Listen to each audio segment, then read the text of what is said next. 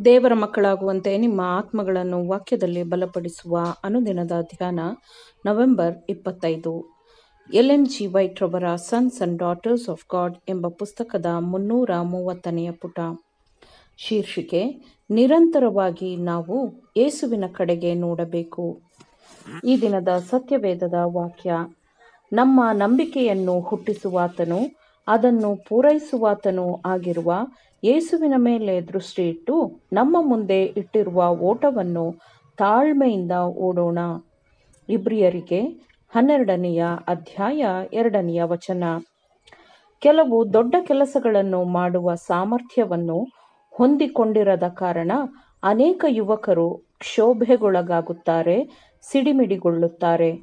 ಯಾವುದಾದರೂ ಒಳ್ಳೆಯ ಕೆಲಸವನ್ನು ನಾವು ಮಾಡಬಹುದು ಎಂದು ಅದಕ್ಕಾಗಿ ತಲಾಂತುಗಳಿಗಾಗಿ ಬಯಸುತ್ತಾರೆ, ಅಪೇಕ್ಷಿಸುತ್ತಾರೆ. ಆದರೆ ಅವರು ವ್ಯರ್ಥವಾದ ಬಯಕೆಗಳಿಂದ ತಮ್ಮ ಸಮಯವನ್ನು ಕಳೆಯುವಾಗ ಅವರು ತಮ್ಮ ಜೀವನವನ್ನು ಸೋಲಿಸುತ್ತಿರುತ್ತಾರೆ.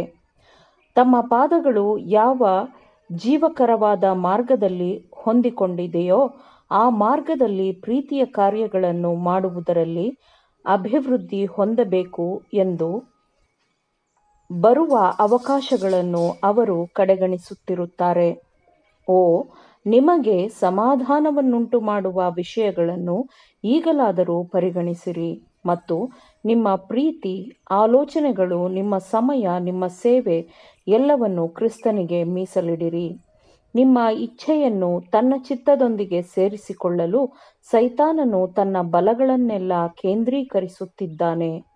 ಕ್ರಿಸ್ತನ ಯೋಜನೆಗಳನ್ನೆಲ್ಲ ನೀವು ವಿರೋಧಿಸುವಂತೆ ನಿಮ್ಮನ್ನು ತನ್ನ ಕಾರ್ಯಭಾರಿಗಳನ್ನಾಗಿ ಮಾಡಿಕೊಳ್ಳಲು ತನ್ನ ಬಲಗಳನ್ನೆಲ್ಲ ಒಗ್ಗೂಡಿಸುತ್ತಿದ್ದಾನೆ. ನಿಮ್ಮ ಮೇಲಿನ ಯೇಸುವಿನ ರಾಜ್ಯಭಾರವನ್ನು ನೀವು ತಿರಸ್ಕರಿಸುವಂತೆ ತನ್ನ ಗುಂಪನ್ನು ಸೈತಾನನು ಬಲಪಡಿಸುತ್ತಾನೆ.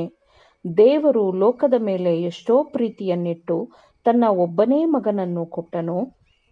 ಆತನನ್ನು ನಂಬುವ ಒಬ್ಬನಾದರೂ ನಾಶವಾಗದೆ ಎಲ್ಲರೂ ನಿತ್ಯ ಜೀವವನ್ನು ಪಡೆಯಬೇಕೆಂದು ಆತನನ್ನು ಕೊಟ್ಟನು ಎಂಬುದು ನಿಮಗೆ ತಿಳಿದಿದ್ದರೂ ಸೈತಾನನು ಕ್ರಿಸ್ತನಿಂದ ನಿಮ್ಮನ್ನು ದೂರ ಮಾಡಲು ಬಯಸುತ್ತಾನೆ.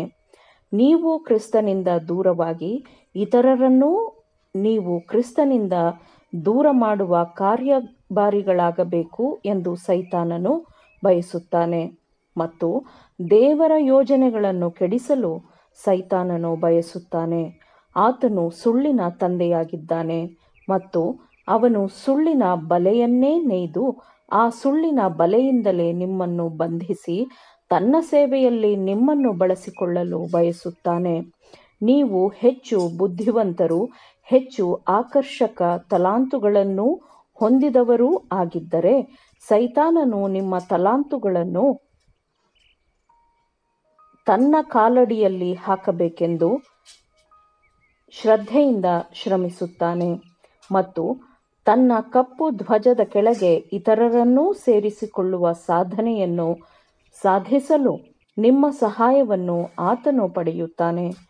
ಮನುಷ್ಯರ ಮನಸ್ಸನ್ನು ಪರವಶತೆಯಲ್ಲಿ ಸೈತಾನನು ಇರಿಸಿದ್ದರೆ ಸಾಕು, ಆತನು ತನ್ನ ಕಾರ್ಯವನ್ನು ಸಾಧಿಸುತ್ತಾನೆ.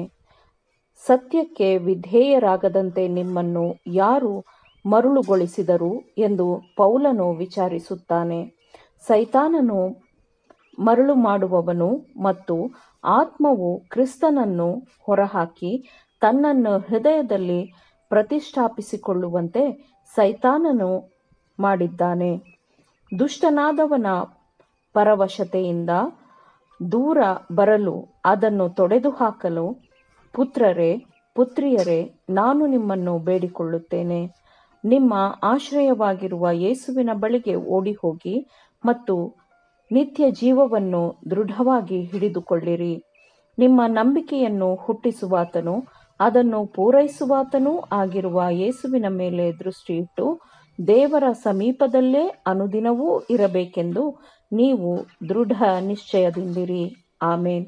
ದೇವರ ವಾಕ್ಯಗಳನ್ನು ಶ್ರದ್ಧೆಯಿಂದ ಆಲಿಸುವವರು, ಪಾಲಿಸುವವರು ಆಗಬೇಕೆಂದು ನಿಮ್ಮನ್ನು ಉತ್ತೇಜಿಸುತ್ತೇನೆ. ಪರಿಶುದ್ಧಾತ್ಮನ ಸಹಾಯದಿಂದ ಆಲಿಸಿದ ನಿಮ್ಮೆಲ್ಲರಿಗೂ ಧನ್ಯವಾದಗಳು.